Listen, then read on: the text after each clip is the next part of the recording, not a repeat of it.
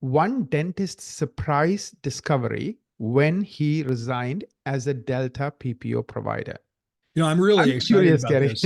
I'm really excited about sharing this this discovery. I think it'll be so useful for all of our listeners. So let me tell you the story.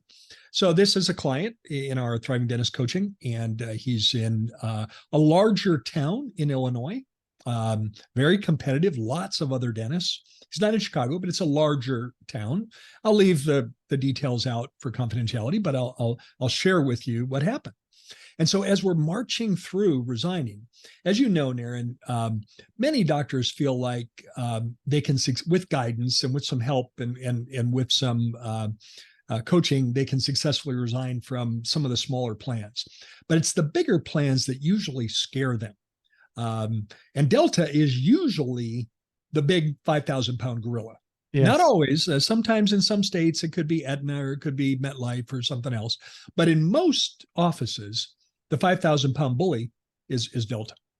And sure enough, Doc was saying, yeah, we're doing really well resigning from these other plans. Man, I'm nervous about Delta. And that if you're thinking that in your own, as you're thinking of your journey on this, as you're listening to this, and you're thinking, oh, Delta makes me nervous, you've got company in every other dentist on the planet.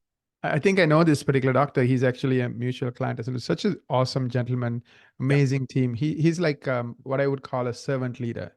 He's so kind, so generous. Yeah, very kind, very thoughtful, very considerate, leads by example. Just every way we think of a servant leader describes this doctor. Well, we had a Zoom meeting, and the doctor and the office manager, as a great office manager, said, man, we're worried about now. We know Delta's going to send the check to the patient. Delta, typically does that. They will not allow you to sign benefits. Many other PPO plans allow you to sign benefits, meaning that the PPO plan will still send you a check. If that's the case, I always advise my clients, accept assignment of benefits. Check the box, let the insurance company send you the check. Mm-hmm. And the reason for that, it's less disruptive for the patient. It's less of a hurdle to overcome. But Delta, of course, to be difficult, doesn't do that. They send the check to the patient. And so now let's take an adult hygiene appointment.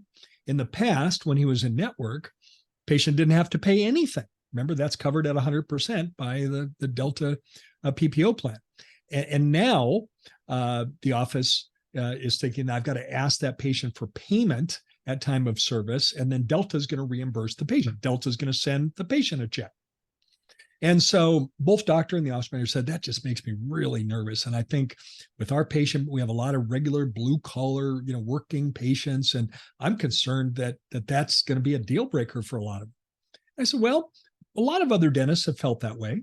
And what they found is that if you have a relationship driven practice like you, it's different for them, but most people go along with it. And they were saying, yeah, I hear you, Gary. I want to believe that, but I'm nervous about it. And so the office manager said, Gary, I came up with this idea and I want to run it by you. Here's what I'm thinking.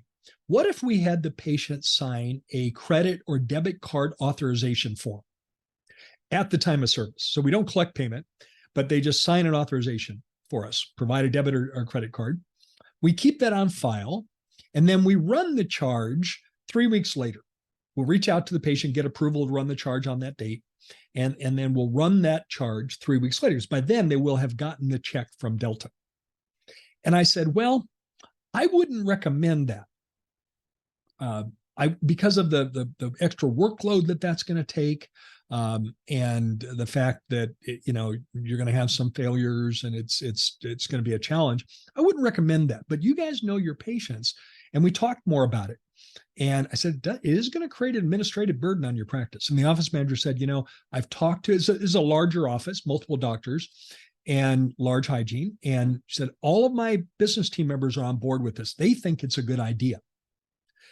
Remember, Naren, when it comes to getting the team on board, you're always going to be more successful if the team thinks it's their idea. Yes. Every time. No matter what you're doing, if they think it's their idea, then they're going to get behind it. If they feel like you're pushing an idea on them, then they often get pushback. So based on that, I turn to them and say, you guys know your practice. You guys know your patients. I appreciate the creativity of your thinking, And I appreciate getting the whole team on board, the whole admin team on board with this. And my suggestion is, well, I wouldn't do that myself. Hey, let's give it a try. Let's see what happens. And sure enough, they did that. And let me tell you what the surprise was, Naren. Here's the surprise. Wait for it, wait for it, wait for it. The surprise was, doctor said, so we debriefed this afterwards, and he said, Gary, you would not believe how many patients, when we presented this as an option, and we'll put a card on file, they just said, oh, never mind, just run my card today. So the fear that they had was really in their mind. And I want to be clear, that didn't happen with every patient. That did, many patients, oh, okay, I'll give you a card. Here we go. But doctor and office manager were completely surprised at how many patients said, oh, that seems like a lot of work for you guys. Just go ahead and run my card today. So what a great surprise. And I guess when you read the headline, you might be wondering, is that a good surprise or a bad surprise? Well, it's a very good surprise. Now, we have been through 2 recall cycles with this office since then. And so now I have data from this office on what was the success of running those cards on file. Very, very, very good. There were occasional glitches where a card had expired or something had happened, or the balance wasn't available or whatever, but all of those were settled. And it was really, it did create some administrative work, for the office, but just went really well. And they've done it now. They only did that for the first round of hygiene appointments because this was all new to them. And their theory was that once they've gone through it once and they realize how quickly they'll get the check from Delta, and they do typically get the check very quickly from Delta, they felt like the next time they could just collect a time of service. And now they've been through another entire recall cycle where they're now collecting a time of service and seeing great results. And both of their comments, after we did the debrief and we looked at the data and we looked at how many of their existing patients did they lose when they dropped Delta, both doctor and office manager said, Gary, the great news is that we lost way fewer patients than we thought. So there's one doctor's surprise. I admire the creativity.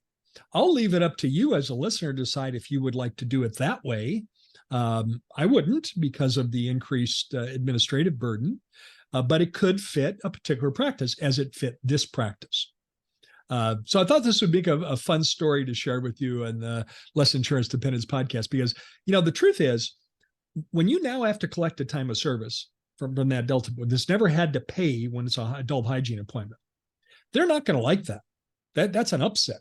It's a potential upset. But in most cases, while they're not happy about it, they love your office. They don't want to go anywhere else. They'll follow your lead, Don't expect them to be happy about pulling out a check or pulling out a debit or credit card and giving you a credit card. But most of the time they understand, they go along with it. This office went the extra mile and it benefited them. And I'll leave it up to you to decide if that's a strategy that you would like to apply in your practice.